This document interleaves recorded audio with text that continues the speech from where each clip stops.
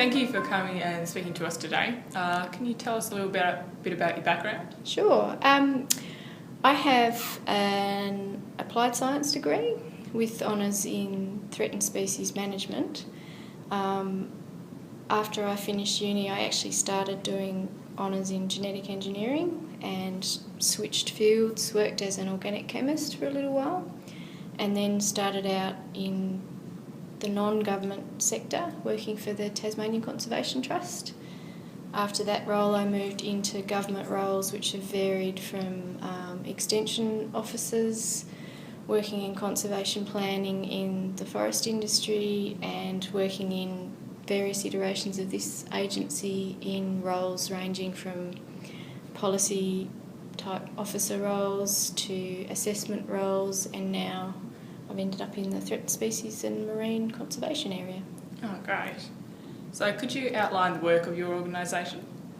I work for the Department of Primary Industries, Parks, Water and Environment. So we've got a really broad range of roles in this agency, ranging from the agricultural sector, the aquaculture sector. We house the EPA and provide secretariat services for that organisation. We've got in our own division resource management and conservation, everything from wildlife management through to threatened species management, invasive species management. So we've got a broad role. We have a regulatory role in many of those areas. So our agency is the key regulator for threatened species in the state, as well as all those other roles as wildlife management, permit issuing, that sort of thing. Right. So what's your role within the organisation? So within the branch that I work within, I'm the Threatened Species and Marine Section Manager. So I have a section that has two units in it, the Marine Conservation Unit and the Threatened Species Unit. And across that unit we have a permitting role for scientific permits. We are responsible for providing services to the Scientific Advisory Committee and the Community Review Committee under the Threatened Species Protection Act. We write recovery plans and listing statements for species. We provide administrative roles for the development of those. We provide management advice and specialist advice on threatened species issues. And on the marine side of things, we have a range of projects which include things like monitoring of seal populations, monitoring of a range of threatened bird populations, seabirds, both within Tasmanian islands and all the way down to Macquarie Island as well. So quite a diverse range of things that we deal with.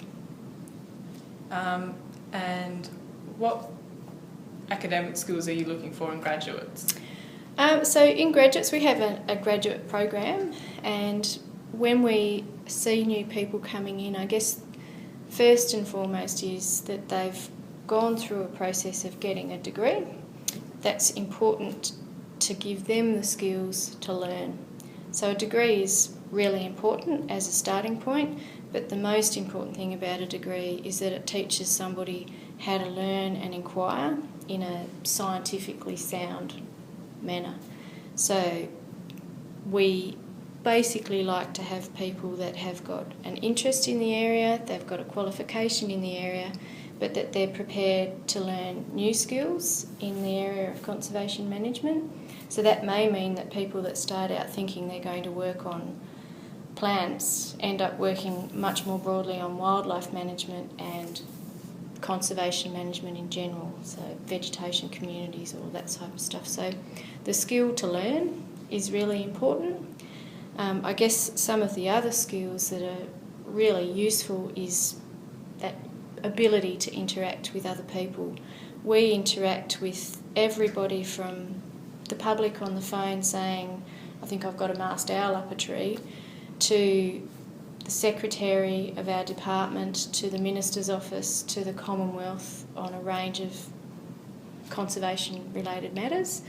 So we need people to have the capacity to interact with others, to communicate clearly, and that includes both being able to write and being able to be adaptive in how you write. So coming from university where you've done essays or scientific papers, even if you've done postgraduate work.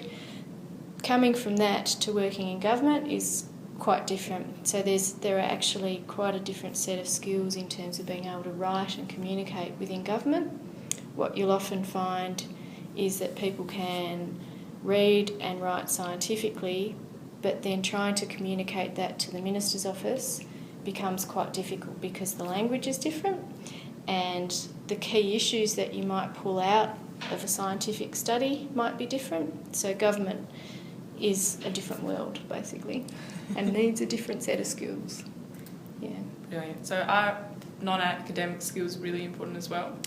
They are. So again, getting back to that communication, and also in a lot of the projects that we run from an occupational health and safety perspective, there's a certain level of fitness that's required for some roles. So some, not all. We have people, by way of example, that spend 6 months of the year at a time down on Macquarie Island working on very steep slopes, uneven ground, working long hours in often quite uncomfortable and changeable weather conditions.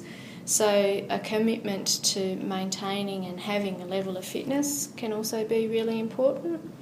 I also think, from my own personal background, I've done a bit of travelling, and I think it's also really useful to have perspective. Tasmania is a fantastic place, and we've got some awesome opportunities and awesome reserves that we already have in place.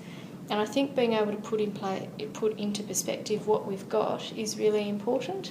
So I'd also say that from a life skills perspective, travelling and enabling yourself to have perspective is really important, because it stands you in really good stead in all of the discussions that you have, and in converting science into policy. It's a really good skill to have as well. So what balance would you like between non-academic skills and academic skills in graduates? A balance. Look, I actually think it's 50-50. I think you need to have the scientific understanding, you need to have an understanding of how science works, and then how you use science in inquiring about things. But you can be the best scientist in the world, but if you can't talk to someone and communicate, it's not worth much, basically. And I think you also need to have that skill set where you're prepared to take on new things, you're prepared and committed to the area that you end up in and that you're interested in it. I think you have to have a whole set of skills around personal work-life balance. Working in the threatened species and marine area is a fantastic area to work, but there's a lot of tension in it. In Tasmania in particular, we have, an ongoing issues around forestry versus environmental outcomes, and those things don't go away. So you have to make sure in your work life that you balance that out with other interests. So that's a really important skill to have, particularly in this area in our agency. Brilliant. Was there anything else you'd like to add? Look, I think I'd encourage anybody to enter into the type of field that I'm in. I think working in government has some fantastic opportunities. There are great opportunities to influence outcomes. I think from a science perspective, it's always good to put yourself into the context of government. I think government needs science. It needs science and policy working together. And I'm sort of in a role where I'm kind of across both of those things, and that's a really exciting area to be in. It's really challenging, but it's also really rewarding. So, yeah. Oh, thank you.